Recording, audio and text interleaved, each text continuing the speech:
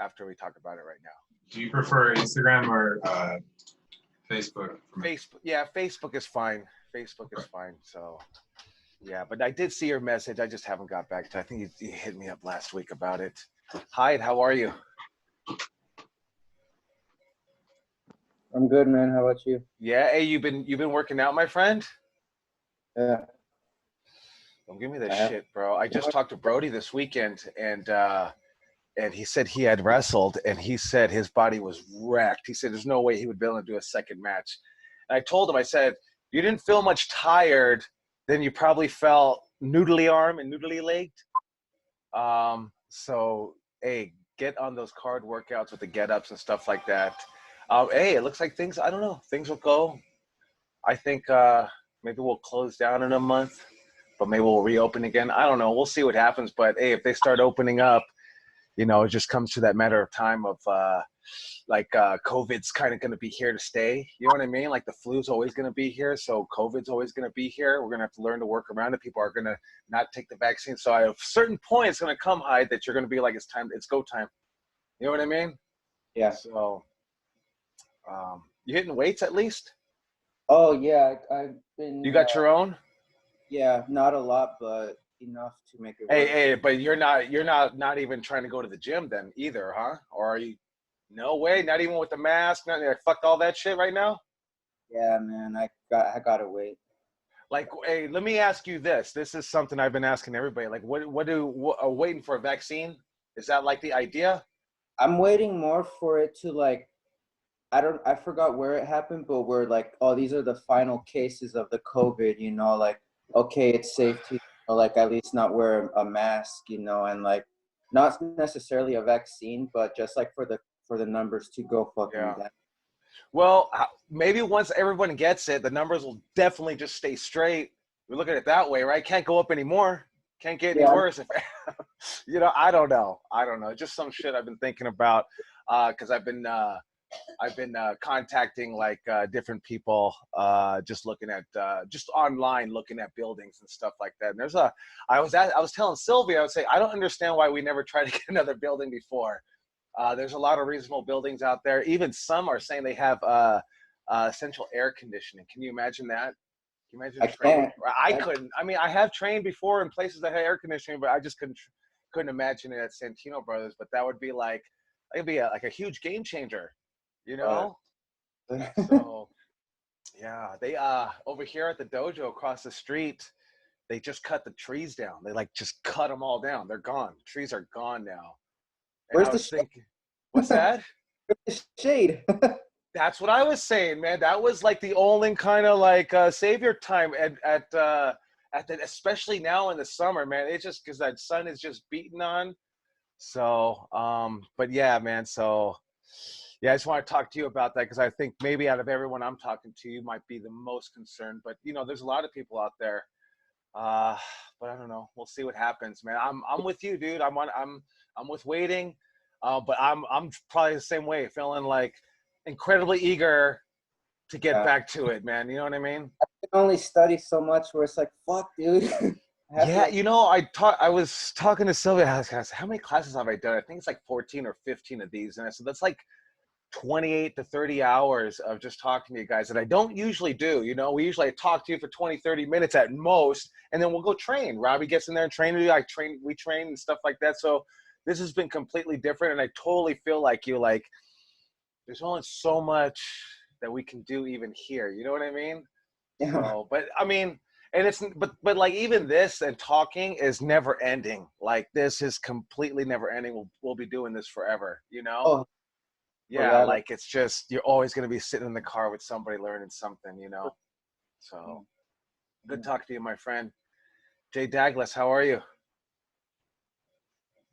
Bodie. I'm good, Coach. How you doing? Good. Hey, does my man Jay Douglas remind anybody else of Point Break? Was it Point Blank? Point Point Break. Not Gross Point Blank. Point Break with Keanu Reeves. Yeah. Are you back in the gym? Are you hitting the weights? Did they open the gyms here? Was it just Friday or something that they opened them? I think it was. I heard something like Friday. LA Fitness, I heard, is reopening. So I heard LA Fitness is yeah. filing for bankruptcy also. Oh, are they? Yeah, I actually just 24, read that. 24 filed for Chapter 11 today. Oh, is that 24? Okay. Jesus Christ. 24. Dang. It's been No, I have free weights. It's just it's been hard to like just stay strong and keep on sides. I feel like just because I'm doing a lot of cardio and you're just sweating a lot, and I don't know if anyone else is feeling that too, but trying with what I can. trying to eat probably. I mean, there's only so much you could do with lightweight if you're trying to maintain your size. Yeah. Yeah, I definitely need some heavy weights, obviously. I mean, but it's always good to, like I always tell people, it's always good to change out that workout. I'm pretty sure a lot of us have been there where you work out, it gets mundane, the same stuff over and over. So this kind of probably forces you to change up some of your workouts because you're now understanding different workouts that you're learning now. So yeah, I do a lot of research and listening to a different workout podcasts, actually, that a lot of different guys in like Triple H uses, and a couple other like WWE guys. There's two main guys like on the East Coast. So I like program workouts like for like 3 weeks at a time, and then do sort of like a deload week for like a fourth week, like just to rest the joints a little bit. But like I still try to keep like the rolls and the get ups in there no matter what, just so I don't get dizzy when I get back. So you ever listen to I might get the name wrong, Greg Plitt? Does that sound right? No, I haven't heard him. He passed away trying to run faster than a train, to be honest. Oh, really? But that he was a great fitness guru and motivational speaker. He was a great motivational speaker, man. Yeah. So nice. You're talking about, you listen to fitness podcasts and stuff like that. He'd be a good one to check out. Greg Plitt. Okay, cool. Yeah, Triple H gets trained by a guy named Joe DeFranco out of New Jersey. Okay, yeah, Swedish Gym or something like that. Yeah, there's a guy in Florida he like co-teaches with or something. But I've been listening to him for a while, so he's been pretty good about like what to be doing like for home workouts and stuff, just to maintain. So I heard that's how Enzo got his job, was that he was working out at that same gym. Yeah. With Triple H, and he was. I mean, you could just see a character, right? We're going to be talking about promos today, and you have to like really unleash that character within you, and like that's something that he was just working out, and you can and like I always talk to people. I think I was talking to somebody on a separate Zoom, was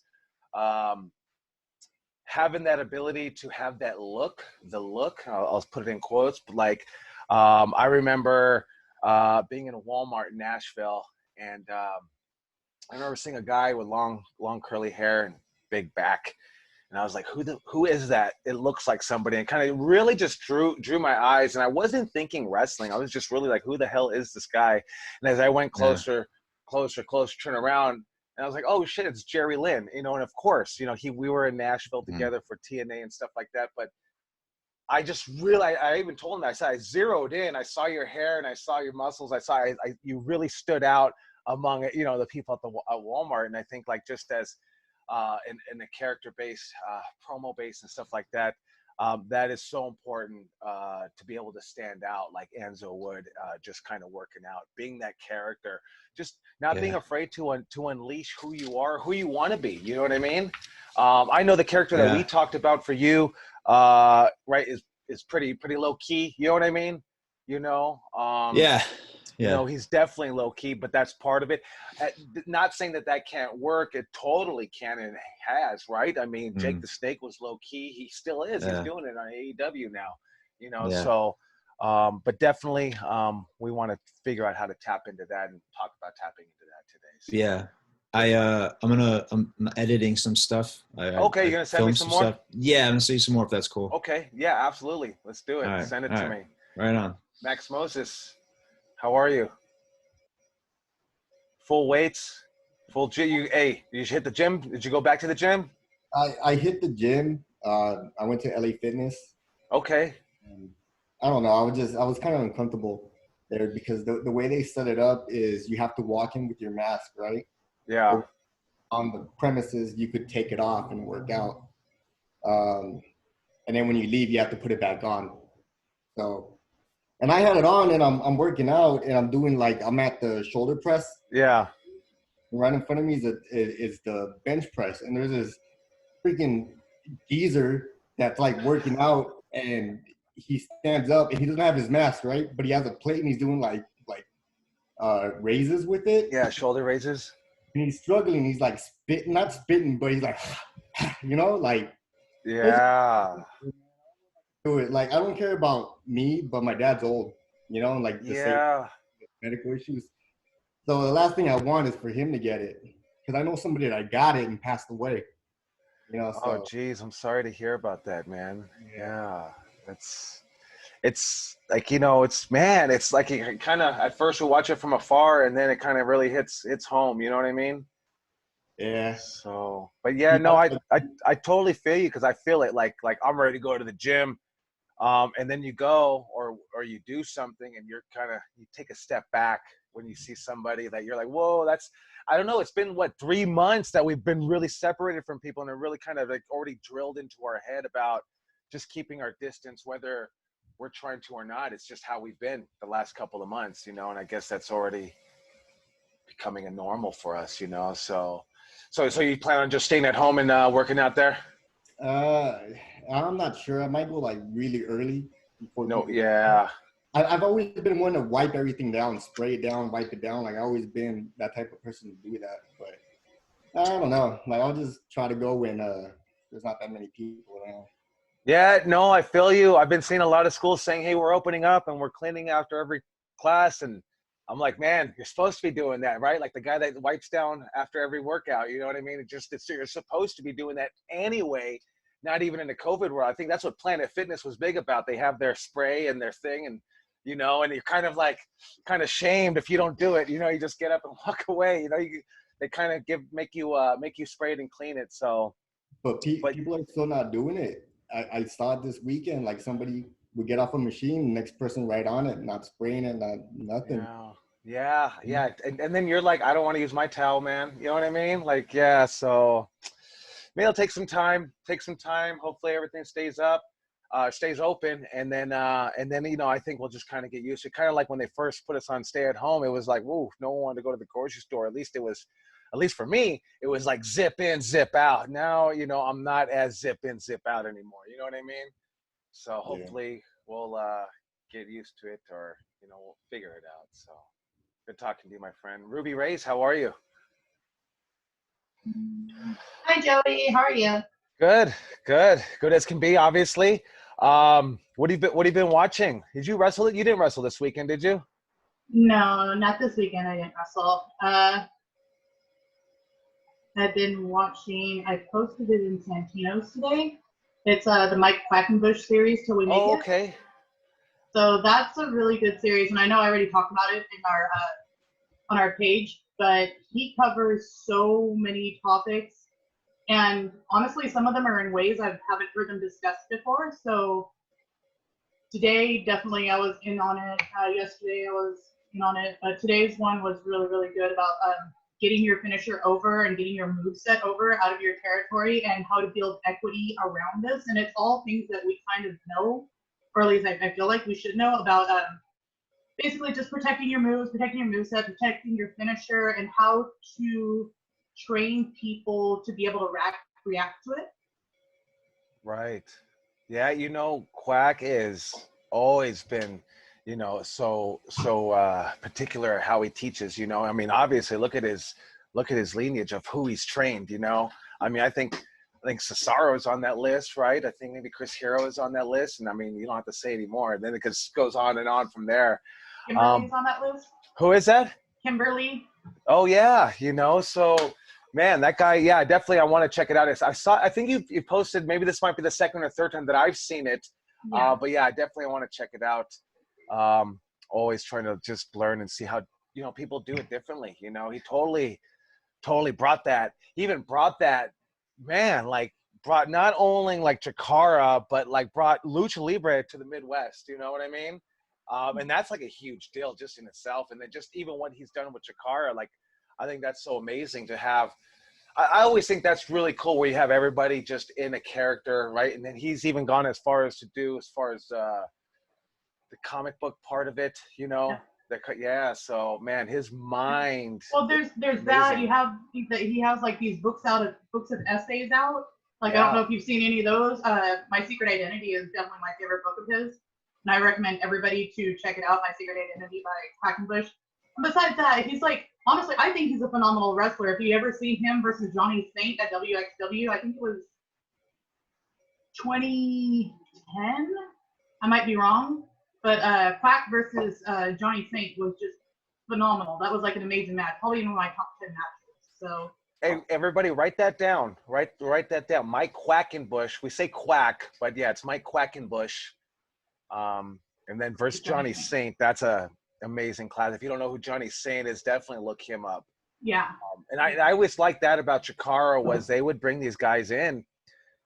You know, my era, we wouldn't necessarily do our homework or know the history. And I think they've had like Johnny Saint. They brought in so many names that you'd like, well, who is this guy?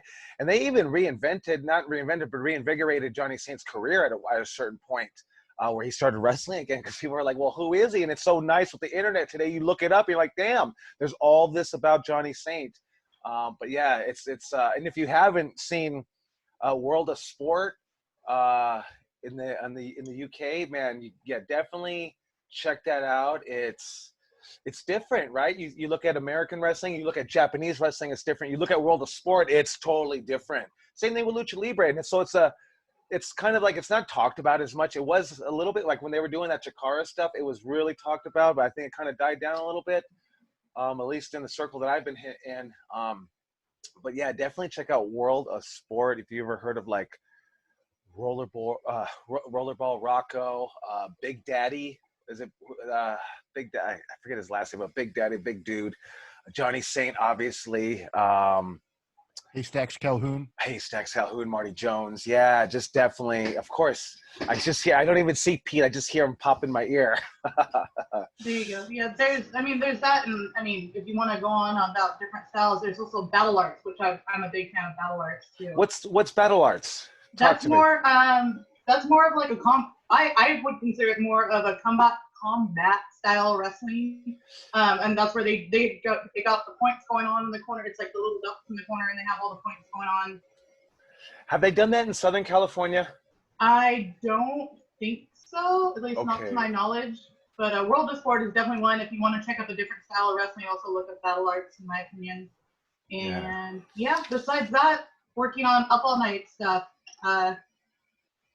Decided to go ahead and lay off, go ahead and give people the Iggy to go ahead with the vignettes and whatnot for I thought you were saying you were laying off people. No. I seen Hyde's face. He was like, whoa, wait a second here. What happened? No.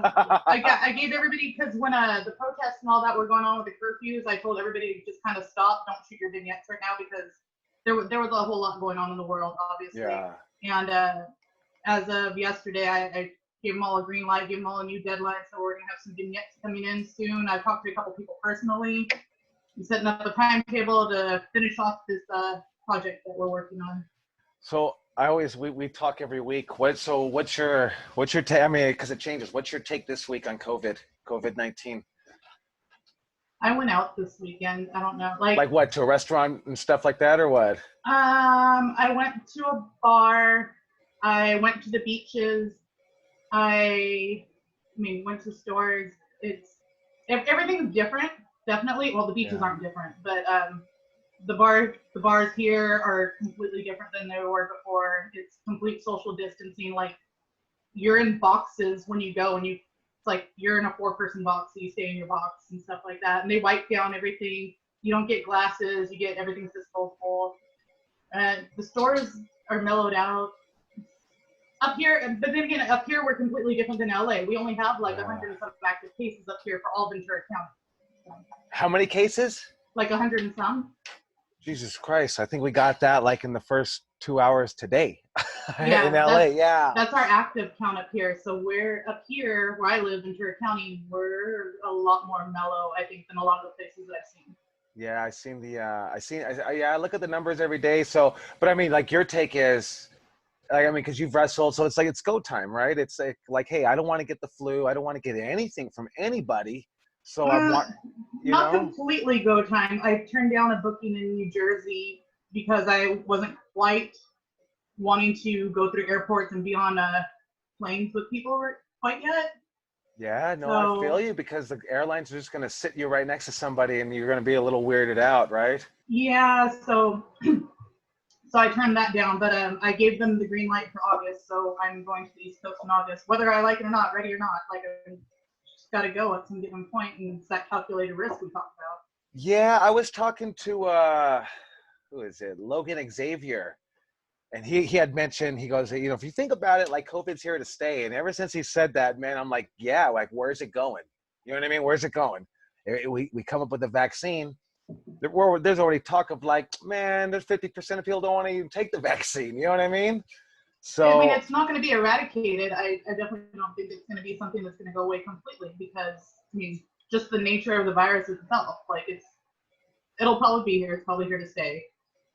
You just yeah, gotta be safe. And I talked to my parents, who are both older. They're in their 70s, and fine.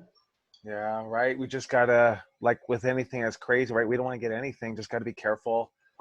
I was talking to Sylvia. We were looking at buildings online, and then, I told her, I said, hey, you feel that adrenaline rush about, like, trying to get a building? Because she's got the same feeling, because of her lucha girls, there's no ring or anything like that. So definitely have that, and thinking about, how we would start back up, having same partners, maybe even thinking everybody, has to get a test. It seems that there, as at least right now, everything in California is free.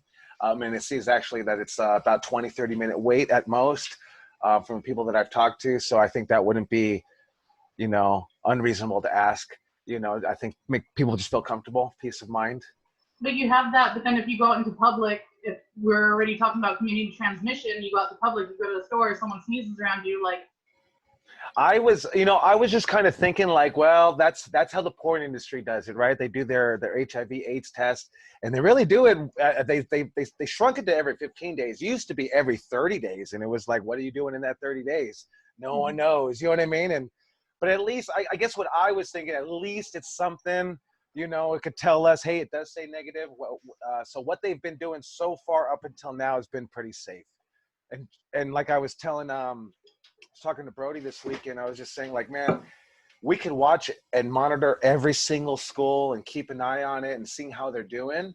And they can all be great and not have a problem for 6 months. And 6 months down the line, we go, okay, I feel it. Let's get back into it. We can open up for the first week and have a problem. You know what I mean? So there's really, you can monitor their stuff and you can check out how the schools are doing, but it's kind of just doesn't work that way in a real sense, So I'm getting a yeah. little. At this given point, like, the places that I've gone to, even for wrestling, what they're all doing the little thermometer check when you go in, and that's basically Questionnaires, yeah, like people probably need to, we would probably have a list, a sign-in sheet. We used to do that just in general, but yeah, definitely a sign-in sheet, questionnaire, stuff like that. That would help us out in case of any kind of, who's been exposed to anything. So yeah, Sylvia and I have been thinking about that, been looking at buildings, been looking at, August, September right now still as a date to get back, and then, getting back, different type of training. Obviously, we can get in there and definitely do all of our advocates, and get that going. Training, you could definitely do spots and stuff like that. You can keep people with same partners, things of that sort. Everybody in mask, whether whether it works or not. Maybe it's a peace of mind thing, and then just kind of go from. And then also look at the up all nights as a way to possibly make ends meet. Since maybe we're not going full hardcore wrestling. Obviously, we're gonna have to shrink down the classes. Like, I don't know, we've been talking about numbers 6 to 8 people for a ring, stuff like that. Just really shrinking down classes, so that way we'd have to figure it out. But maybe doing like an up all night where we do a live stream, and probably just doing it in the same way we would at a regular up all night, just in our own building. So some of the buildings I've been looking at, the main thing I've been looking at is just something bigger, obviously something wider, something we could probably put both rings in the same place. So stuff like that. But yeah, definitely up all night is on my mind for trying to get something going when we start, because I think maybe we can get some kind of live stream going, and hey, maybe we can actually make money and everybody can make money on up all night. We can just start going like that, and that'll be the new thing, so try to figure it out. So good talking to you, Ruby. Let's see here. Lindsay, how are you? What up, Joey? What up, everybody? Doing You, good, thank you. what's your dog's name in the background? Oh, this is Mary Jane, Mary Jane. All right. aka my beagle buddy. Have you been working out? Have you been going to the gym, or have you gone to the gym yet? No. So I live in an apartment complex, and Okay. everybody kind of raided the mini gym. So I had my boyfriend help me carry the bench up. So I got the bench, I got the dumbbells. I took the. I got like just from being a personal trainer, I just have like stuff too. So Bands and stuff like that, huh? Okay. All right. So let me ask you: do you plan on going back to the gym, or you're planning on waiting a little bit? So I'm a 24-hour fitness member. The one down the street isn't open yet, but I think I'm gonna probably wait like 2 to 4 weeks, even though like I miss barbell workouts a lot. Yeah. I just know regardless, a lot of people are gonna bring in a lot of germs, regardless of the COVID. There's a lot of like other gym germs that are there. So I just figured I'd kind of like let those things like run its course and just kind of like, the first 2 weeks, I'm sure like the gym's trying to figure out like what's the best method for them. So I'll probably still wait like another like 2 weeks. Yeah, definitely. So that's what I wanted to ask you, because I always see you hitting the workouts. But yeah, so I saw a video, and I think everyone's seen a video of this little girl jumping on a box with her dad, and she finally gets it. I guess she came out with a new video, and her feet were moving. I think she had a football in her hand, and I was like, that looked like Lindsay to me. Like, when she was a little girl, that's what it reminded me of, like you would probably be. So I was gonna tag you with it, but I couldn't find you on Facebook. So I'll have to go find it. Yeah, that'd be cool. Yeah, I was raised by a single father, so street football, okay, all that was my thing too. Nice. But yeah, I work also do group training for like a fitness company, and so they're opening up in like 3 weeks too to do like group training. But they're just like how you're talking about, like smaller class sizes, and then just a little more space between everybody. Yeah, the thing with wrestling is like lock up and we're right in each other's face. I mean, there's a lot of stuff that we can do without even touching each other. Rolls, drop down, leapfrog, back roll, stuff like that, up and overs, jumping the rope, out the rope, rope work, stuff like that. There's, but like what Hyde and I were talking about, it comes to that point where it's like, man, there's only so much we can do before we need to do other stuff, But yeah, I've been thinking about that. What type of moves that you have to do? Hey, maybe maybe we're teaching a drop kick first, right? You're just touching with your feet at, worst case scenario. I don't know if that's bad or not. So I don't know. But yeah, those are things that we're thinking about, just different ways and parameters, how to open up. So if anybody has suggestions, always just go ahead and hit me up. And I'm always open to, I know there's always something that I'm not thinking about, because that's, my mind doesn't work that way. So definitely hit me through. Milo, how are you? What are you eating? Ice cream? I'm eating like really lean turkey meat. Oh, okay. Lean turkey meat. No, I I'm thought just you were kidding. eating ice cream in the wrestling class. Cheesecake. It's cheesecake. Wait, can you hear me? My laptop's like really ancient. I can. Can everybody else? Okay. Yeah, it's maybe a little pausey. So, but yes, so we're gonna be doing. Because I know you asked me a couple of weeks about your work schedule and stuff like that, about doing promos. So, yeah, we're definitely gonna be doing that today. So definitely. So I'm glad that you actually made it to the class. So cool seeing you. Good, Pete. How are you again, my friend? Jag, my friend, how are you? Doing good? Doing good, brother. Yeah, can you hear me? Oh yeah, I can hear you loud and clear, man. Yeah, dude, I'm doing good. I don't even have to ask you. I don't even have to ask you, man. I know you're working out every day. I see it. You posting, right? Posting it helps you keep yourself accountable, huh? Damn right. Yeah, because if I don't post it, I think some people are gonna wonder, did he go? And I'm like, hell yeah, I went. So I went out of town last week. Back. You know what I mean? Yeah, and it's nice to track it and say, I killed myself this day, in the gym. And like when you lose weight, it feels good to kind of look back and say, okay, it's working. So it's like a diary, right? Yeah, absolutely. And it just holds yourself accountable, where you're like, hey, I was doing better last week than I'm doing this week, so I better kick it into gear, So that's good, man. Yeah. How you been? I'm good, dude. I went to Vegas last week, believe it or not. Oh, So I really? guess Okay. How was I that? guess I'm brave. It was good. It was weird because, a lot of the casino was kind of shut down.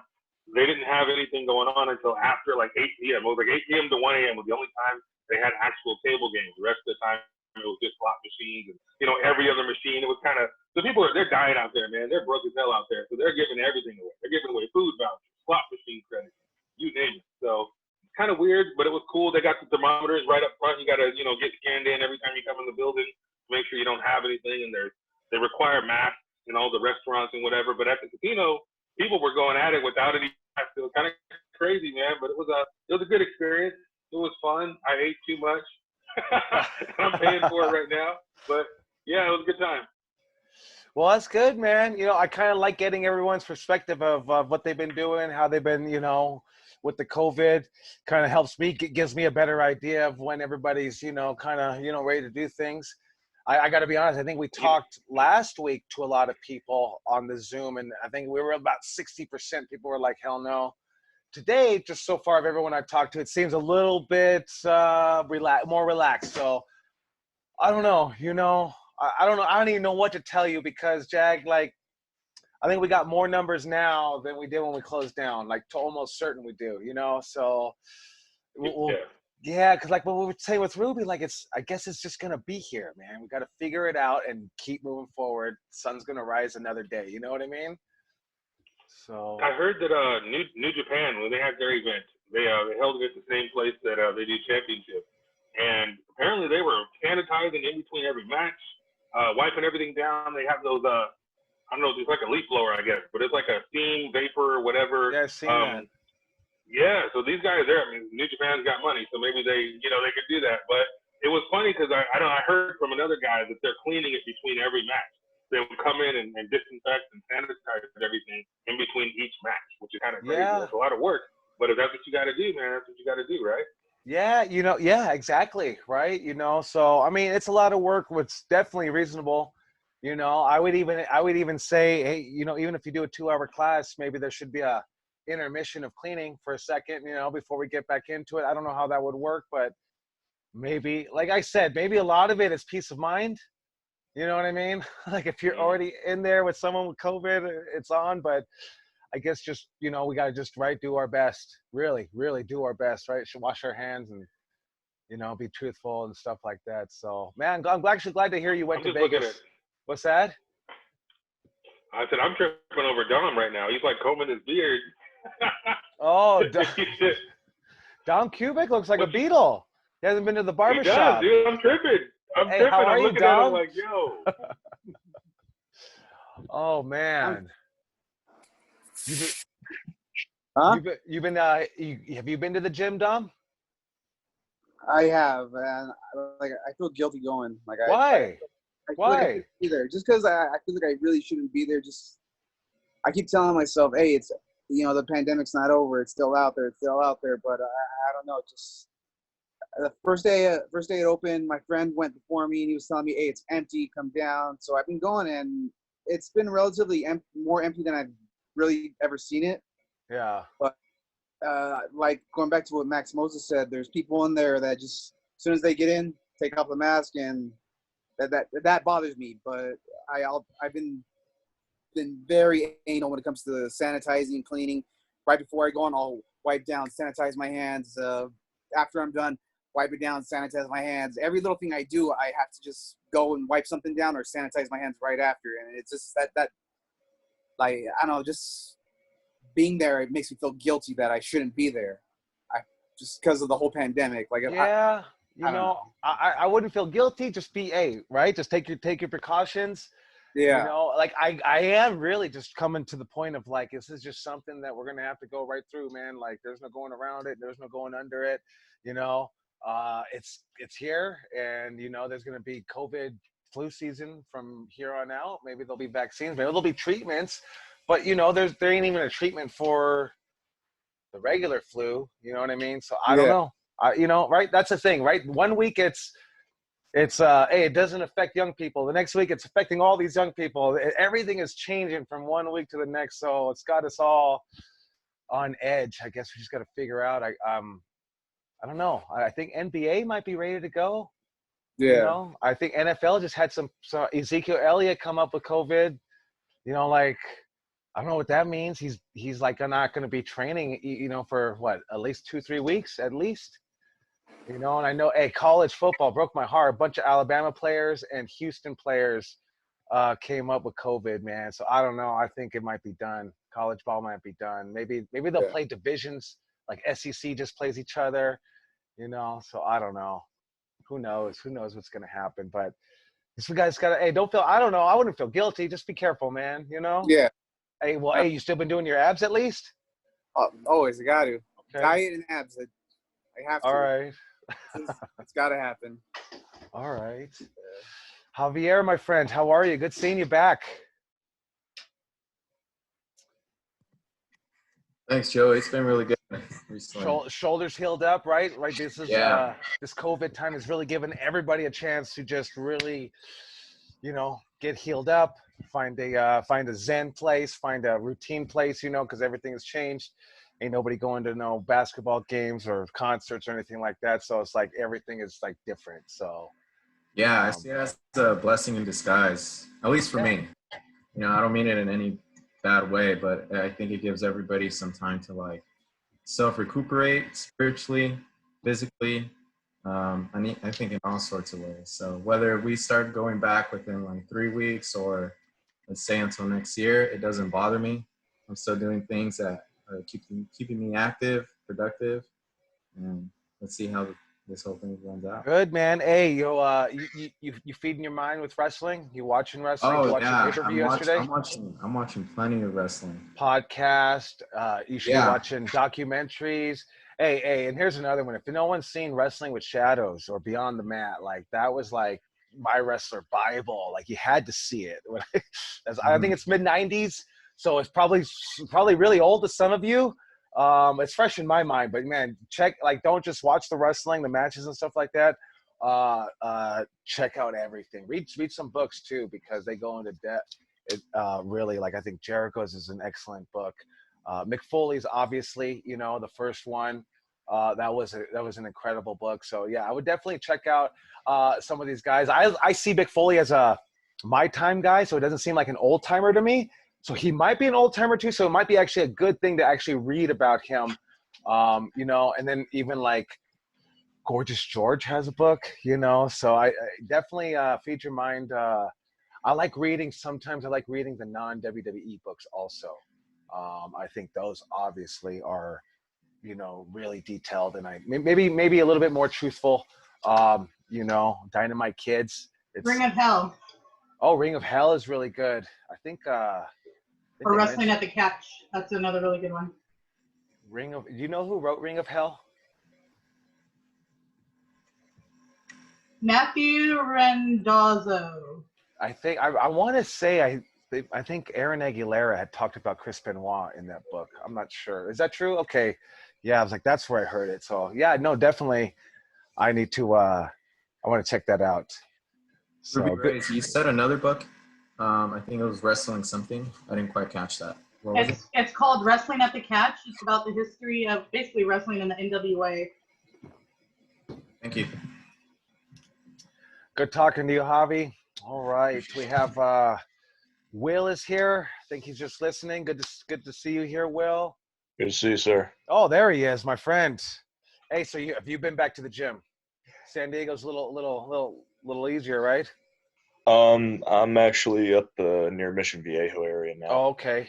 Moved up here towards the beginning of last year, but I found a gym full of bodybuilders that never quite closed down.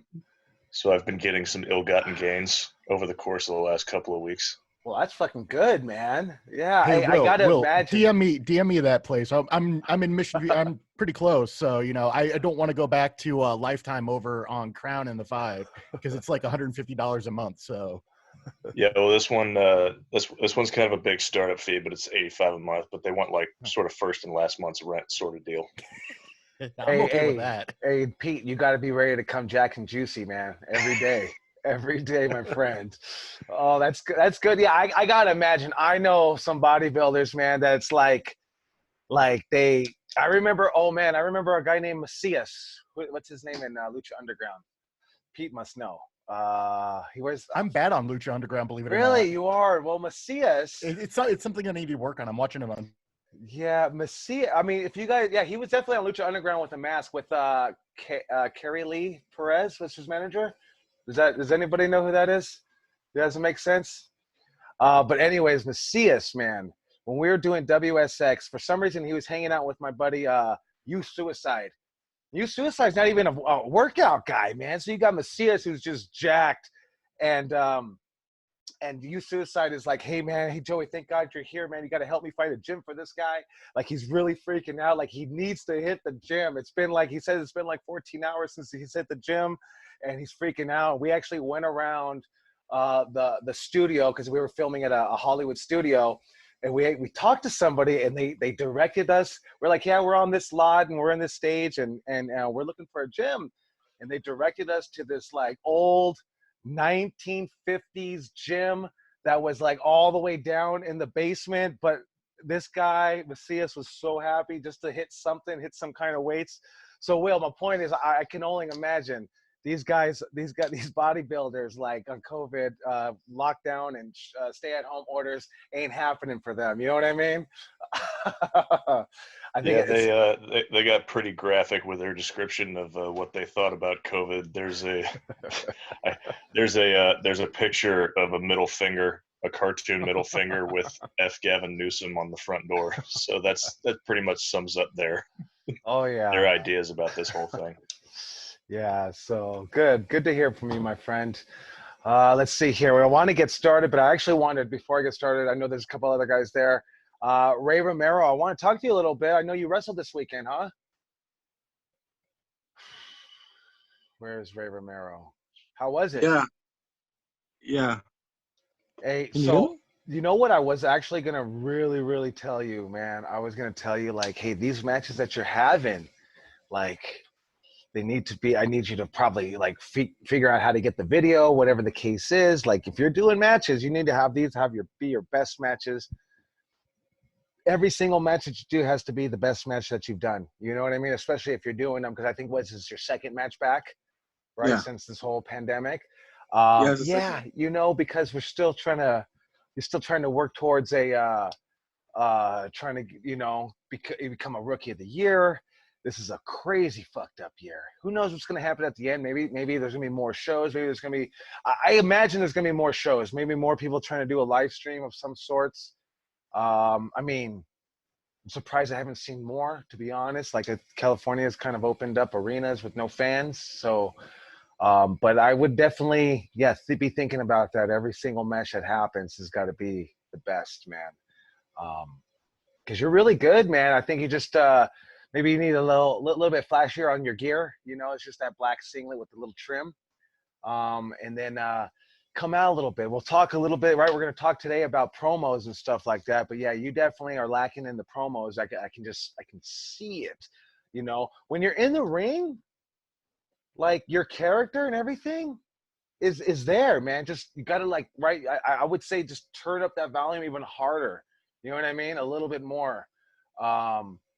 So that way it can really stand out. So that's what I think you need to do. And we'll talk more. Hey, how did you like wrestling over there? I mean, I know we talked last week about you just on the bus, so it's go time for you, right? Mm-hmm. So who'd you wrestle? Tag team you and Biagio versus Doomfly? Yeah. I thought it was Hey, pretty good. You didn't like the match, Coach? I didn't see it. I saw a highlight of you going through a table. I didn't say it was no good, motherfucker. I'm just telling you, it's got to be fucking, everything's got to be good, man. I tried, Coach. Shit, I was blown. Fuck. Hey, right? I'm telling you, hey, you've been doing those fucking up downs and get ups and shit like that, man. I'm telling you. You can get cardio, but wrestling is like get up, drop down. Then you got to go outside and yell at somebody, because that's what we do in wrestling. We yell, then come back and flex your muscles like you got a chin lock on. Because all that shit is just moving parts, and I don't know if we understand that, right? I've been on the search of finding the perfect pro wrestling workout without doing pro wrestling, right? You know what I mean? I try to figure out the circuit training really works, as long as you're doing the pro wrestling motions, right? The lifting, the pulling, the pushing up, you know, stuff like that is really going to help you. So you got to get that down, because sometimes when we don't have that ring to go to, it's hard to get into shape, and you can be in great shape. But I'm pretty sure you felt some noodly arms, some noodly legs. You know, were you out of breath? Let me ask you that. Well, I mean, like towards the end, but you know, just kind of. Well, I mean, I had no choice. I had to tough it out. Like, I remember Eli's like, "Hey, get more mad," and I was like, "Oh, like, oh, I'm mad. I'm hella mad right now, but I'm fucking tired." Hey, you know what I would have done? I would have probably slapped you in the fucking face as hard as I could till your ear was ringing and your jaw hurt. And I'm pretty sure that would have you would have been being tired, right? Fuck being tired. You've been pissed. So, hey, try to channel that. Imagine someone doing that. Try to channel that. Hey, if he's telling you, hey, get mad, really bring it out. You know, I think like, I don't know. I've been watching some wrestling, man. I'm trying to watch some wrestling for you guys. I feel it. I watch all my wrestling at the dojo, and I catch myself. I'm watching more wrestling on TV and stuff like that. But I feel like a lot of the wrestling that I've been watching, and I think a lot of it's been on Wednesday night, it's just been that people seem that they're playing pro wrestler. You know what I mean? Like when you said get mad, oh, okay, I'm getting mad. No, man, you gotta fucking right from your eyes be fucking incredibly pissed, and then think, that is the spot. Me getting mad right now and really portraying that is the spot. You know what I mean? You got to really channel that, because those are those little things that we've been talking about these last couple of weeks. Those are those little things that fill the gap in the spots that really make the difference in a match. You know what I mean? That's incredibly important, to really add that realism in there. Like when Buddha Khan used to come to Santino Brothers, like he used to tell us about, like, it starts in the back of your eyeballs, and you have to feel it in your eyes, whether you're happy or sad, whatever it is, but it starts in the eyes, right? Like I can tell if you're bullshitting me by looking at your eyes, you know what I mean? You know, that kind of thing. So it's really, if you can have it from your eyes, everything else is just it's gonna wash over.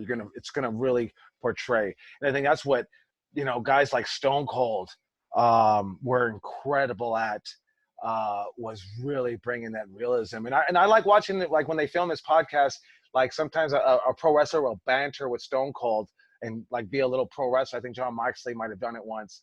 And Stone Cold just turns on that character, and you see it. His brow comes down a little bit, and his veins pop out, and it's like you want to play ball with Stone Cold. I'm going to come out as Stone Cold. So really have that belief, and I would definitely watch a lot of Stone Cold promos when you see him. Man, there ain't no playing pro wrestler.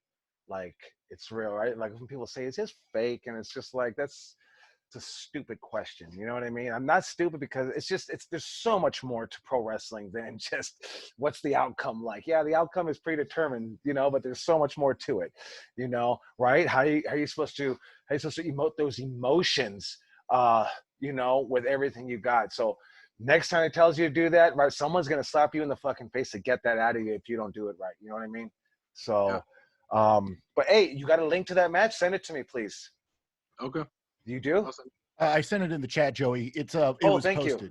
Okay, cool. Yeah, hey, and you should be bringing somebody too. Like Ruby's big on this. You should be bringing somebody to film your shit yourself, so you have it. Not just to be like, this is something for the post, but man, I can go home immediately after this match. I can go to my phone and be like, let's rewatch it. Let's pick it apart. What worked? What didn't work? Where did we fuck up? How did it look? But yeah, you know, just goes with networking. Even if you don't bring anybody, you can just say, hey buddy, can you film this for me? You know, you ask me, I'd feel like a fucking drool, and I'd probably say no, but there's somebody that would say yeah. You know, there's somebody that say yeah. No, I'd film your shit for you, brother. I'd probably end up finding a fucking tripod and say, I got you, don't worry, I got you.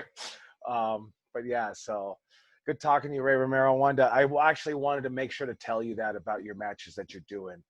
No, it's not that I didn't like it. I definitely want to watch it. I saw you go to that table or that door. No big deal, right? It hurts. It hurts more to hit the turnbuckle itself, doesn't it? Yeah, yeah, but I don't know. I mean, like at first I didn't feel anything, and then like I was like, man, that's pretty easy. And like I woke up the next day, and I was like, oh shit, like I was Well, kind of sore. it's because like you're in a right. They always say wrestling's like a taking a bump's equivalent of a 35-mile-an-hour car wreck. So right, you got that adrenaline afterwards. You're not feeling it, and the next day is when you're really feeling it. Especially when you have not been to training consistently. You know what I mean? And we really take for granted, like, hey, missing 2 weeks is not that big of a deal. You know what I mean? Even missing 3 weeks, it's not that hard on the body, but really putting that huge gap of months in between, you can really start feeling the difference. But just like anything else, you'll get used to it. Like, so if you start doing a match every 2 weeks, your body will definitely get used to it, you know. But yeah, no, it probably feels like the first day of training, right? Or first day of bumps, yeah. So definitely. Hey, Ray, quick question. So they're doing it every week down there? Are you on there like every week, or are you just kind of here and there, or how's that? He wanted to do it every Saturday. He wanted to go every Saturday, but But are you on every Saturday? no. No. So is he going every Saturday? I think he said he was gonna try to go every Saturday, but is he? I'm not. He put up the dates. Okay. I haven't. Yeah, he put up the dates, and from the looks of the dates, it didn't look like it. It looked like he was gonna do it every other Saturday. Probably makes more sense. Yeah. Yeah. Yeah, So it looks like every 2 weeks on Cage Match right now, Joey. Last one before that was May 30th. Okay. And then, So that's good, man. Just keep pushing out there, man. And hey, understand that your body is gonna. That's why it's so important. You know, that's why we talked about it for like a month before people start doing matches. Like, you're gonna be fucking extremely tired. It's like pro wrestling is so. That's why I always think, man, is it fake? It's such a stupid question because it's so tough to just get to the level of running a 5-minute spot if you had to, right? You know what I mean? It's so incredibly, like, for the average person, they'd be done for the day. That would be their workout. You know what I mean? For the average person of just a regular wrestling spot, because it's using a lot of body parts that you don't use. Hey, running on the treadmill is one thing, but getting down, jumping up, using your stomach, you know, all that stuff is just gets intense. So, all right, I want to get started. Richie Coy, good seeing you. Anthony Robles, my man, good seeing you. Ozzy, Crazy Train, good seeing you, my friend. We'll definitely get a chance to talk a little bit more either later or after. But yeah, we actually went a whole 55 minutes on our intro. Sorry about that, guys. But I really like talking to you guys, get the information about, hey, what have you guys been doing, and everything like that, just to see where everyone's coming from and everything. So the pro wrestling promo, probably sometimes the most nerve-wracking thing for a wrestler. But obviously, if you come into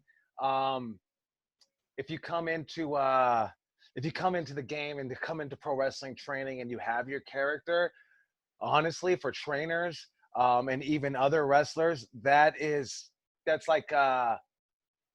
you're already a step above the rest. You know what I mean? So if you already have and I always tell people, man, if you're 100% on the training and everything like that, but and you really suck at the promos, you know, you'll be okay. But if you say you're average on the wrestling training, but you're incredible at the promos, you'll go to the main event status, and you can. You know what I mean? You definitely can, because like what's a promo? You know, it's really talking people into the seats, telling people a story. You know, getting that opportunity. To show people your charisma, your character, everything of that sort. Because at the end of the day, that's what as fans, that's what we're drawn to. We're drawn to your character. How do we see your character? Okay, we can see your character in the ring, but we really get a chance to see it in a promo. And somebody told me a very long time ago that, you know, I don't remember, the situation came up with, oh man, I don't have a match, we'll say.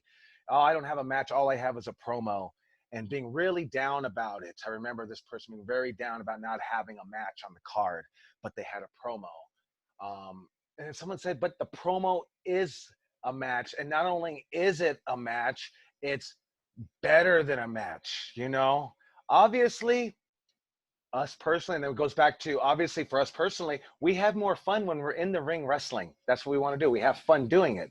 The promo is really going to take you and advance you, advance the storyline, advance your character. Within that 3, 4, even 2-minute promo, you'll be able to get across a lot more information than somebody wrestling a 10-minute match. You know what I mean? You'll be able to tell them who you are, what's going on. Maybe they just like your swagger, you know what I mean? They just like the facial expressions that you make, because we all have somebody that we connected to, and sometimes it's different. Some people connect to just the athletic portion of wrestling. Most of us will connect to the character of pro wrestling. We'll have memories of promos that people have done, you know, just like some of my favorite promos. Just, I don't know if anyone talks about them. I know I talk about them. Is like Eddie Guerrero talking about on SmackDown, talking about Rey Mysterio, and he's one of the lines he keeps saying is "You think it makes me happy?" And he's just got that real tone in his voice, right? SmackDown promo, not a WrestleMania, but man, that's the one that I remember of Eddie Guerrero all the time. If someone ever asks, watch a promo, it's this Eddie Guerrero. Do you think it makes this makes me happy? And he's on SmackDown, and it's a great promo to watch, just because not only just he's telling a story. Eddie Guerrero, right? He's got that, right? We call it that Latino heat, but he's got that emotion behind of what he's saying. It makes us, right, is wrestling fake or real? It takes us out of that realm. We don't even care about that anymore. It drives our emotions, right? And I always tell people that, what do we do in wrestling? We make people laugh, we make people cry, and we really touch their hearts by driving their emotions, you know. And that's what the promo and the ability of the promo is going to give you guys. Like, it's so incredible, man. If you can cut a promo, you'll start seeing these wrestlers. You get a match, that's cool. This guy's going to get a segment promo, you know. Then he's going to get the mic after his match, you know. We used to, like, Smiley, my buddy Smiley, Ryan Katz, like, we need to, like, XPW would need to kill some time. And so they would just say, here's the mic, go out there and kill some time. And he's like, what do you want me to say? And they're like, kill some time. So he goes out there and starts healing up, and just having that ability to just turn it on at a moment's notice. How are we able to do that? It's because we eat, we sleep, and we drink our character. We understand our character like the back of our hand. You know, we go into the incredible detail of our character of, right? We know everything about it. What time do they go to sleep? What's their favorite food? What's their favorite TV show? All these little details that will probably never, ever, ever come up in your actual promo. But if you have them, you know, if you have them driving you, it means so much. Like, if you have all these little details driving you, it really, really does mean so much. And that's what's really going to help you on your promos. Like, because I always was talking to a lot of guys this week, you know, I always tell, like, hey, how to do it, right? Less is more. But now I'm really, like, because I've been doing a lot of talking, is like, how do we figure out how, like, I'm starting to tell you, okay, well, I always tell you less is more, but let me tell you how to do it. And so that's why I'm taking this time for on the promo. And then we're definitely going to have a chance for all of us to probably do a promo battle, cut promos on each other, and let the best promo win. So I'm going to give you a lot of lists, and we'll talk about it. But just having that emotion. Another promo that has great emotion, and you guys need to write this down, is Cactus Jack and ECW, Kane Dewey. And, like, for some of you, these might be classics because I always talk about them. Kane Dewey talks about, so first of all, Mick Foley has just got that voice. You know, he's got that voice that it goes really light, it goes really alto at times, you know, and then it gets really angered. He's, you know, I remember him as when he was doing the Mankind, always rocking, you know what I mean? That's like feeling your character, understanding it. He'd pull his hair out, hit himself in the head. That's part of his promo. That's part of what, like, you know, Rock might have words to say. He's got, you know, he's pulling his hair out. He's rocking back and forth, you know. he's standing to the side, you know, the way he's standing, all those little details, you know, are things that are, you know, all the greats work on, you know, day in, day out. It's not just I can talk, you know what I mean?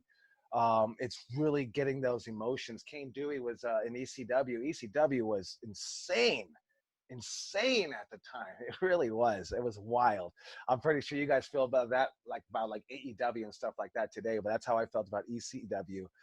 So that they would have and Dewey, like, right, people knew, I believe people knew him from beyond the mat is how they knew him.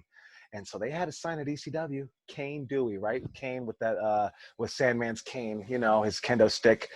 And that really, really pushed Mick Foley into doing a promo and saying how sick the ECW fans, because Dewey, it says he saw a sign that said Kane Dewey, and did you know that Dewey is a 3-year-old little boy, and how sick you fans make, right? And it was just an incredibly emotional promo, and it probably was real. You know, a lot of the right, he probably really felt like, you guys are assholes. That's my son. You know what I mean? Like, it really probably really came out. I like to always say, man, those promos that you take a storyline that has something real to it, those are probably some of the best promos that can ever happen, right? You have CM Punk owning in Vegas, his what do they call it, the pipe bomb? I don't even have that written down. I've had it written down so long. Yeah, the pipe bomb promo, like taking something really that's happening in his life, and bringing it to the big screen, having that ability, right? That's sometimes hard for people. They don't want to bring their real life situation, right? Like they're doing it right now with Jeff Hardy. You know, they're doing it right now with Jeff Hardy, using something real. You know, and you know, people say, oh, they shouldn't be doing that. I mean, that's what pro wrestling is. You know, obviously, you know, I'm pretty sure he could stand up for himself. He's a huge name, probably end up in AEW if they were like, get the fuck out of here. So pretty sure he's okay with doing it, you know, in my opinion, I think. But that's just wrestling, using the real promos. I think at Santino Brothers, some of the best promos were by Ray Rosas, bringing that real of when me and him had a falling out, and I told him, you're not welcome here at Santino Brothers, and then we made amends, but instead of just making amends and saying, okay, we're cool, bring it back in a storyline, you know, and it brings back a lot of memories. I remember after that night in July, last year in July, like it really messed Jake up, and I had to like bring him back because he was gone. He was really fucked up in the head because of the promo that he was listening to, thinking somebody was going to abandon him, because it's real. It's real. If you haven't heard that Ray Rosas promo from July 2019, Santino Brothers, it's pretty amazing. You can feel I mean, there was just what he talks. I used to represent Santino. I used to wear the eyes, and I never heard anyone say that. I used to wear the eyes. It's like, wow, that's like deep, because that's real shit to him. You know what I mean? So doing these promos and bringing something that's real in your life is probably going to make for a better promo most of the time. You know, you have to feel it. If you're being forced to do something you don't want to do, you're probably not going to feel it. It's not going to be your best promo. So, but yeah, so always think about that. And then, but I want you to think about that, because now you have to do a promo. Ruby Reyes has got you doing a promo, and she says you got to be angry because, man, they attacked your manager, so you're pissed. How do you turn on, right? We're just talking to Ray Romero. How do we turn on this fake anger? Well, first of all, it's not fake anger. You got to think about something that really pisses you off. You know what I mean? What pisses you off? It could be anything that pisses you off. I don't know. Maybe your girlfriend pisses you off. Your dad pisses you off. Maybe just the state of wrestling pisses you off. I don't know. Figure out what really pisses you off, and tap into that, and now have that come out into your promo, right? That feeling, right, is energy, right? That feeling of anger is energy, and if you could try to really make yourself feel angry, now I'm not going to put that anger and be mad. No, I'm going to turn that anger, and I'm gonna how am I gonna utilize this energy, right? And I'm gonna put it out in a promo, and that's what I want you to think about with thinking of stuff that really happens and different emotions in your real life. You know, what makes you sad? You know, maybe your grandma passed away, somebody that's very dear to you passed away. That makes you sad. So maybe you need to tap into that, because in your promo you have to be sad. you know, bring in that real emotion, because there's nothing worse.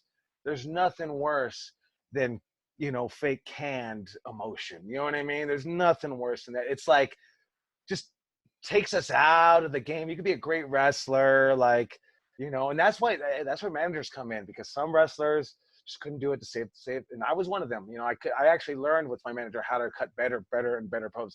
I'm not the best by any means, you know, but just really teaching you how to drive these emotions, you know, that's what really helped me by having that manager. So yeah, you definitely, you know, happy, right? Whatever emotion makes you happy, is that you're gonna have to figure out, and maybe you're gonna have to write them down in your book. These are the emotions that make me think about when I'm sad, happy, mad, whatever, so I can translate that energy into a promo, you know, and really get a good promo out of it.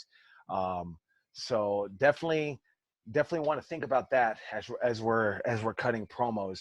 Another good promo, I mean, is I always love Steve Austin's ECW shoot promo, and he, you know, he's talking about how, hey Dusty, or hey Ric Flair, maybe I could work with this guy. No, brother, that's for somebody else, baby.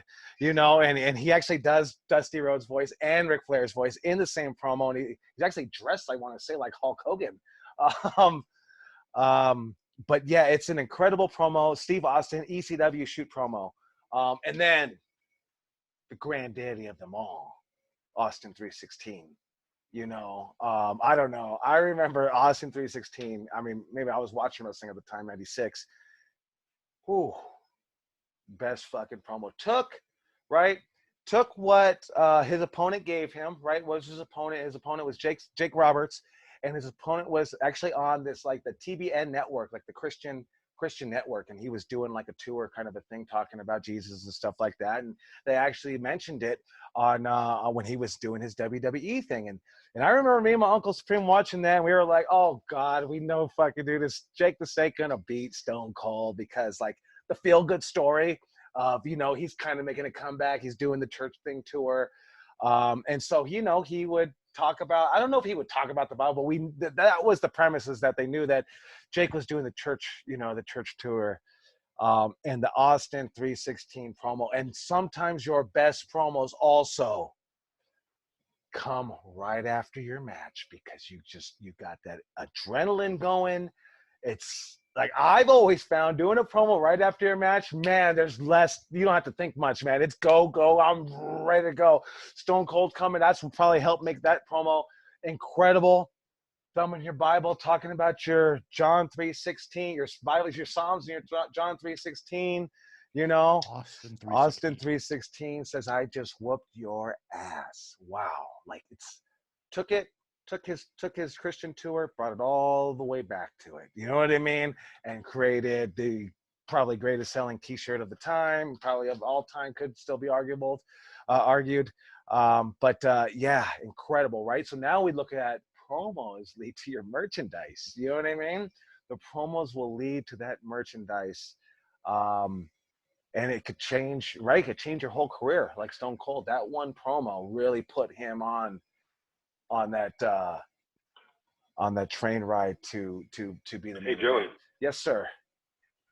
I wasn't even watching wrestling during that time. I was on like a break, but I kept seeing Austin 316 shirts. And I was like, what the hell is this? You know, and finally, I think I asked the guy at Walmart, like, what does that mean? You know, because I saw the Austin 316, I think on the back it said WWF or whatever. And I was like, what is that? What is that? You don't know who Steve Austin is? I'm like, no, I have no idea. I had to actually go and watch wrestling to understand what the hell that shirt was. That shirt was more than a shirt. It was a freaking billboard. You know what I mean? And it attracted, and seeing so many random people wearing it made me think and have to ask, what the hell is that? And like you said, it's all from a promo. So yeah, dude, marketing, advertising, merch dollars, why the hell not? Yeah, I mean, it put him on the main event track, because he was winning King of the Ring. He wasn't even in the main event. You know what I mean? That was it's next Tuesday, Joey, will be 15 years. 14 really? Years from the event. Yeah. June 23rd, 1996. My man Pete coming up with the dates. Oh, no, I've told Chris about this. one of the gals that worked with my dad got the master copy of every pay-per-view. So from like 1992 until 2002, when I gave up watching, I had every pay-per-view, and I would watch it on Scramble and listen to it and do homework. So, because like Joey, they don't even remember, that like how that was. They just would unscramble the channel for you, and then you'd have the show on cable. Yeah. Now it's a whole different thing. Oh yeah, I remember that.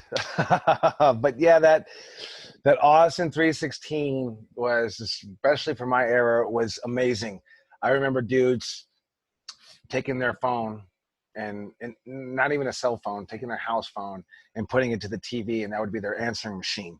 Austin 316 said I just kicked your ass. Oh, I remember calling my buddy, and he'd always have that. But yeah. So definitely you want to write that one down. If you have not seen it, man, you need to see it. There's no way you can be a pro wrestler and not know Austin 316. And I know a lot of the stuff that I talk about seems like as a matter of fact, but I do understand a lot of this shit's 20, 25 years ago. And if you talk to me 2 years in, 20, 25 years ago, what, early 70s, mid 70s, that shit's ancient to me, man. I don't even know what the fuck was going on back then, So I understand. That's why I go over. I know a lot of people probably understand. Hey, Austin 316, of course. Terry Funk, Forever promo. Not much. It's not much. He just says forever over and over and over. I think he said something in the beginning, but the forever, right? Going back to what makes that a really good promo, at least for me, what makes that a really good promo? The emotion of him screaming out forever, forever, forever. I mean, and it's just, I think you definitely have to check out that promo, right? Where you're gonna watch it and say, oh, he's just saying that, like, but the emotion is what we're looking at that he has behind it. It's so important. We can cut promos all day. We can cut the perfect fucking promo all day, and it's not gonna translate if you don't have that emotion behind it. I used to make the mistake of guys would tell me, hey, this is what you should say, and they would say, say this, that, and the other. And so I would go, okay, let me memorize this, that, and the other. And I'd have a hard time trying to memorize that shit, and it would never fucking work. Never fucking work, man. At least for me, it wouldn't work. And then even if I was able to say exactly what the guy said, it didn't come out because you got to stop and think about behind. Like someone might give you a promo and help you out. Stop. Think about what they're saying, go back, take it, dismantle it, and put it back together in your own thoughts. You know what I mean? That way you're not trying to memorize a line that this guy said. Like I would say, Smiley, give me something good to say. And he would say it, and it would come out perfect when he would say it. And I would say, oh, Jesus Christ, forget it. You know what I mean? So try not to memorize the lines, right? Listen to what they're saying, how they're the pointers that they're giving you to help you out, dismantle it, put it back together in your own, And like just some of the pointers that like we have is that's the first thing I have is, well, the first thing is tell a story. Obviously, in your promo, we're telling a story, Think about it. Austin talks about somebody thumbing through their Bible, reading their Psalms and their John 3:16. So now it's already in our head. We're going through a Bible. You know what I mean? So we know exactly what's going on. Oh, John 3:16 means this. And if you're Christian, you know exactly what it means, right? If you don't, you do, then you might know, hey, it's a Bible verse. I know that much, and then Austin comes and now continues his story and says, Austin 3:16 says, I just whooped your ass. You know what I mean? And just really telling that story of what he just did and how he just did it, right? So that's like number one is tell a story, right? Never memorize your lines. We talked about that. Also talking about is knowing your character, right? We talked about that, about like, what's their favorite TV show? What's their motivation? What do they do? They drink milk or whiskey? What kind of person are they? So you want to know your character like the back of your hand, know your motivation. Why do you want to cut this promo? Why is Mean Gene talking to you, asking you a question? What is your motivation behind cutting this promo? You know what I mean? You have to really, we go out there sometimes. Okay, sometimes you go out there and it's like, okay, well, just tell us who you are and where you're from. Okay, well, that's your motivation at least, and that should be a promo that you're probably already working on. You know what I mean? You have your 30-second, 1 minute, 2 minute versions of who you are and where you're from, you know, and I like to add what, you know, what you plan on doing on that. We talked about this also. Speak from the heart. You know, it's so important to speak from the heart. Eddie Guerrero is speaking from the heart. Ray Rosas is speaking from the heart.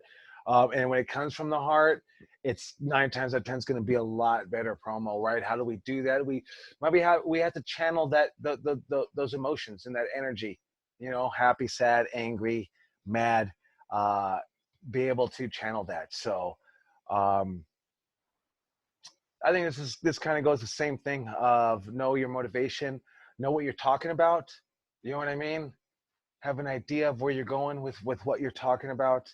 And I think that's probably a tip for me, because Eli will come to you and say, hey, here's the promo, you know, and you just say, okay, this is the promo. Yeah, but now pick it apart. What the fuck are you talking about? Don't just say the words. You know what I mean? Just okay, well, I'm calling out Ruby right here. I'm just going to call her out. Okay, but know why you're calling her the fuck out. And I've seen it. It seems kind of like weird. Why would anybody go out there and just call her? It's happened. People just go out there and just, this is what they told me to do. You know, you got to be into it in wrestling. You have to be into it. I know sometimes we get burnt out. I know sometimes, hey, maybe it's a smaller show. We don't put in too much, you know, but you got to be into it in pro wrestling. You got to sacrifice, be passionate about everything that you do, you know. Tone. Let's have tones, right? You know, great tone, right? We talked about the different tones that Mick Foley has, right? He's got different tones. He goes low, and he talks about where you at, mommy. You know, is it when he's mankind, or you sick fight? And then as he gets louder, right? He's got that cool voice. At least for me, I think that's that cool voice where you recognize who the fuck is speaking right away, especially when he starts getting angered or mad. You know, so you want to have your tones, right? I think it's a good pointer. There's guys that, like, you know, like Jake the Snake, his tone didn't pop up like Stone Cold's or some of the other guys did. His tones just kind of went up and down. It wasn't spiky. You know what I mean? Also, you got to remember though, but that's Jake the Snake, man. He's the master at that. You know, being very low key. And getting his point across. Speaking of Jake the Snake, I haven't been able to find it lately. I think they took it off YouTube, but there's a Jake Roberts promo, Baby Seals promo, and he talks about beating his opponent like they beat the Baby Seals, and it's very graphic promo. Really down Jake Roberts, Jake the Snake, you know, really down his alley. Something I think we should check out. Also, WrestleMania 6 promo onto Ted DiBiase. I thought it was incredible. So those are two I want you to write down as we talk about these guys. Let's see. Oh, excuse me. So you want to have that tone, right? Up and down. Having that tone is right. Having the right emotions, right? Is speaking from the heart. All of those come together to really create that great tone for you, you know, in your promo. You don't want to just be, you know, hey, this is Joey Chaos and this is what I'm coming to do. I'm from Los Angeles, California. Right? Whoa, fuck, man. You can say that same promo and just have different tones. Hey, this is Joey Chaos. You know what I mean? Come different. You can come lower. You know what I mean? So it's just have the tone different, right? I personally like CM Punk's another low tone guy. You know what I mean? I personally like I love the wrestlers that yell, man. That's me. I love when Richard Sherman at the Super Bowl yelled into the fucking camera, and everyone was like, "That's a pro wrestling promo," and a lot of the wrestlers were like, "Fuck that promo. That's not pro wrestling." Yelling into the camera. I love that shit. I love when all the wrestlers were. You pay attention all of a sudden. Oh, this guy's fucking yelling and talking. You know what I mean? We're all gonna have our different preferences. You know, we're all gonna have our different preferences. Do what you like. Do what makes you happy, right? In your promo, right? Like, so it's tough sometimes when someone's telling you how to say something. Hey, sometimes you're gonna have to. This is the character that you have to portray. This is the character you have to do. Get it across. A lot of times I tell them though, but you gotta let your balls hang out. You gotta have a little motherfucker in you and just be like, well, I gotta try to attempt to do what they want, but give my own style and flair to it. You know what I mean? So never forget that. You know, when you have your tones and stuff. So show your character's personality. I think that's a given. You know, just right off the bat, an easy one was Rick Martel would have his arrogance, and before he would talk, he'd spray the arrogance and smell it. You know, yeah, showing his personality and his character in the promo, right? You want to show them, you know, right? Hulk Hogan would flex. Macho Man would get real, you know, real close to the camera and stuff. Showing their characters so important. Stone Cold, I always saw it in his eyes. You know what I mean? I always saw like that looked like one pissed off motherfucker, right? The pissed off rattlesnake, right? And man, a pissed off rattlesnake is pretty pissed off, right? So I always saw that, like, you know, show your character and personality in that promo. So we got to make sure to always do that. I think we've talked about this. Like I said, I'm going through my list here. Believe what you're saying. You know, believe what you're saying, right? That's right down the same alley as coming from the heart. You know, right? I always tell people also in wrestling class, like, dude, if I don't believe your emotion or believe what you're doing in the ring, like, why the fuck? Or, you know, why the fuck would anyone else believe? Actually, the line is, if you don't believe in yourself, why the fuck is anyone else going to believe in you and your wrestling? You know, so it's the same thing. Like, believe what you're saying. Like, you gotta, and that's how do you do that? In practice, get comfortable with it over and over and over. We watch pro wrestling. You know, we know what we're attracted to in a promo, what we like, what we don't like. It's just like watching it. You watch it, you see how they do it, you try it in training, you get better at it. You watch it, you see how they do it, you try and train, get better. Same thing with the promo. You know, you guys should be just on other end, just listening to speakers. How do people speak? Maybe motivational speakers, maybe coaches, maybe just listen to businessmen. You know, just listen to how Mark Cuban would be a great speaker to listen to. You know, just listening to the flow of how people what they say. You might catch a word that you don't know, and you have to look it up. But that also leads me down the line to the last on my list, which is we're not there yet, but get a thesaurus, read the whole thing. Get a dictionary, read the whole thing. I used to remember hearing stories about Brian Pillman, and Brian Pillman always had really great, interesting promos. And they would say Brian Pillman would be sitting in the car and he'd have his little thesaurus and he'd be reading his thesaurus, trying to figure out different words to throw people off, new words, stuff like that, making it just, you don't want to be the same as everybody else, using the same words. You start using these different words, man. Now I know this guy. You know what I mean? I always remember a character from G.I. Jane. This is a movie with Demi Moore and Viggo Mortensen. Viggo Mortensen was at our show, actually. You guys, I think Jag and Pete pointed that out. But yeah, Viggo Mortensen, his character was this drill sergeant, and he would just say some wicked ass shit to where you were like, I can't come up with it now, but I remember just his character was so eloquent in how he spoke, and he was a drill sergeant, but he would just like blow your mind. You're like, what the fuck did he say? And it's just like, it would make you feel like shit, even as a viewer watching the movie, because he's talking to G.I. Jane, Demi Moore, you know? So, and then also, right, we're not only getting our characters and our inspiration from pro wrestling. Like, I also totally want you to, right outside the box. That's cliche. We should all be thinking outside the box. Books, movies, TV shows, comic books, comic strips, whatever the case is. You know what I mean? You're better off stealing from an actor's character than actually stealing from a pro wrestler. Right? We've said it before. Then you're just that you're a CM Punk ripoff. You know, you're a Hulk Hogan ripoff, Ric Flair ripoff. You know, so I think that. That's pretty important when you're building your promo. Also, that is the next thing is build your promo. The same way, right? We're building a match, right? If your promo is a match, we have to build it.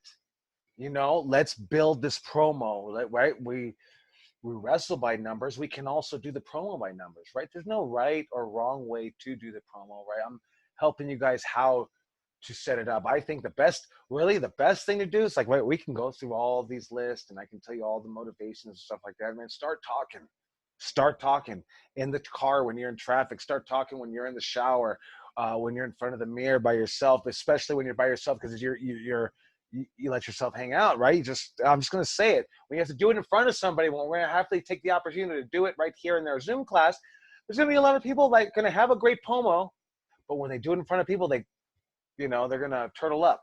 So we're going to give everyone that opportunity to build their promo as if we're building a match, right? How are we building? Well, we're going to build our story. We're going to build what we're saying and what's our, right? I always go into a promo having a finish. What am I going to end with? Right? Rock was incredible at that. What is he going to end with, right? He had so many taglines at the end. He uses famous ones, but he had a lot. Always a way to end and tell a story, I would always do that. I think I talked to someone this weekend about when you build a match, you always call the finish first and work backwards, so that way you have your finish down. Same thing with the promo. I would have your finish and then like maybe work a little bit backwards. I wouldn't try to think about it too much, right? Let the magic flow. How do you let the magic flow? Practice these promos, right? You're taking our ideas, right? Speak from the heart, have a background. What's your motivation? Know what you're talking about. Know where you're starting. Have bullet points as you call these promos, right? So maybe you have a couple of bullet points, and so now you know where you're going. You definitely know where you're finishing.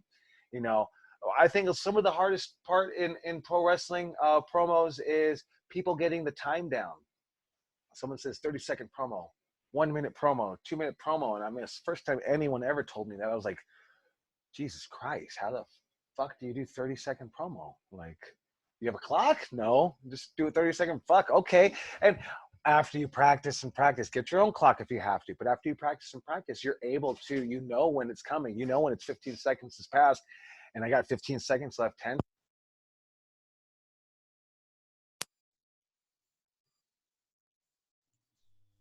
We lost your mic, Joey.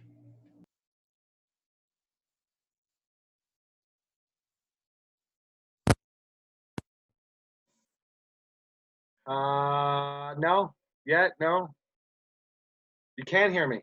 Okay, all right.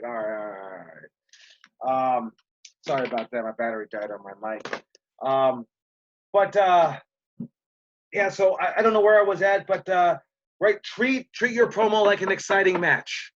So important. Treat it like an exciting match. Have your bullet points. Know where you're starting. And then obviously, this is on my list. A promo is a match, right? Definitely get that out of your head when everyone's wrestling that night and all you have is a promo. You got something better than them. Totally 100%. Because if you got a promo, they definitely have you talking because they're going to have you wrestle the next show. I might be booked this show, but I might not be booked the next one. You know what I mean? I always envied the guys that always had something to do. Man, I'd always watch Adam Pearce, man. He would always talk it up. He'd have his championship belt, and he'd have this segment, he'd have this match, he'd have this segment, and I'd have a match. You know what I mean? Talking is going to take you so far, man. Talking is having that ability to cut that promo is going to be so important. Right? We talked about show it with your eyes, draw these people in with your eyes, because right, why are we drawing them with our eyes? Making them believe, speaking from the heart. Here's one that I always learned from Ric Flair was build your opponent up and chop them down. So, right, we've already talked about ourselves. We've had our tones and everything. Now we're talking about our match tonight. And I'm always a big believer in my buddy Scott Snott had mentioned this years ago about how, you ever notice how Ric Flair, he always builds his guys up and then he chops them down. He doesn't just go out there and just say, oh, I'm wrestling Pete, man, and Pete's never even had his first match, and Pete's going to suck, and Pete doesn't even go to wrestling training, and this, that, and the other, right? So I just shit on Pete all day, right, in my promo. So what the fuck does that make me? That they put me in this fucking match with Pete that's not even a fucking wrestler. You know what I mean? What does that make me? Yeah, so that's why it's I don't like to just shit on your opponents all day, right? I like to build them up, right? Oh my God, Pete's an amazing encyclopedia of professional wrestling. You know, if you got to move, Pete knows exactly what you're going to do before you're going to do it. You know, let me tell you something, people. When we go out there on July 19th, you know, at the Santino Brothers Jack in the Box Arena, You know, when all smoke is cleared and you're laying on your back, staring at the lights, advertising the fact that you got chaostrified, that encyclopedia is not going to help you one damn bit. You know, so build them up, and then tell them he's fucking laying in the middle of the ring advertising on the bottom of his boots because he's always laying on his back. You know what I mean? Telling that story. So it's so important, and I think incredible is Ric Flair. Ric Flair is incredible at building up his opponents. Joey, you're having some issues. All right. Let's see. I might be. Can you hear me now, Ruby? We're back in. I might have just lost a little bit. Is everybody here still? But yeah, what I was talking. Does everybody hear me? Can you hear me, Ruby? No? Can't hear me. Let us try. Let us see. Hold on. All right, can you hear me now better? Is that better? Okay. Building up your opponent, you know, so important to be able to do that. Ric Flair is an incredible at doing that. And actually some of the Ric Flair's promos, right? To be the man, you got to beat the man. So let's look up that Ric Flair promo to watch. I think that's a classic. And then there's also another one called, I don't know if it's called, I call it, You're Looking at the Man. You know, I think those two Ric Flair promos are really giving an idea of building up your opponent before you chop them down. And I think that's really key in cutting a promo, right? Don't just shit on your opponent. Which two, Joe, you cut out of the Ric Flair one? Yeah, so the Ric Flair one is You're Looking at the Man. And then the other one is To Be the Man, You Got to Beat the Man. So those are like two like really classic promos. Okay. Thank you. So what I'm gonna do, since I'm kind of cutting out, we'll kind of maybe end it a little bit early. I have all these set here, and I have them all written down, all these bullet points, right? And we could talk till our eyes are blue with these pointers of what to do, right? So just so I can go over them, just in case I cut out too much. Number one, tell a story, okay? Number two bullet point, never just memorize your lines. Number three bullet point, know your character, right? The next one, know your motivation, right? Is there a belt involved? Is there a championship involved? Number one contendership involved? Have a background, right? That's knowing your character. You want to have a background. We've talked about it. Speaking from the heart means so much more. So speak from the heart on your promos. Let's know what we're talking about, right? A lot of people say this, and we just say it. Know what we're talking about. It's so important. Okay, in our own bullet points, let's make sure to have bullet points for our promo. You know, what do we need to get across? All right, I need to talk about the match. I need to talk about this guy attacking me in the locker room. And I need to talk about how, right, or they attacking me in the locker room and how they hurt my ankle. Jeez Louise. Lost everybody again. Let's see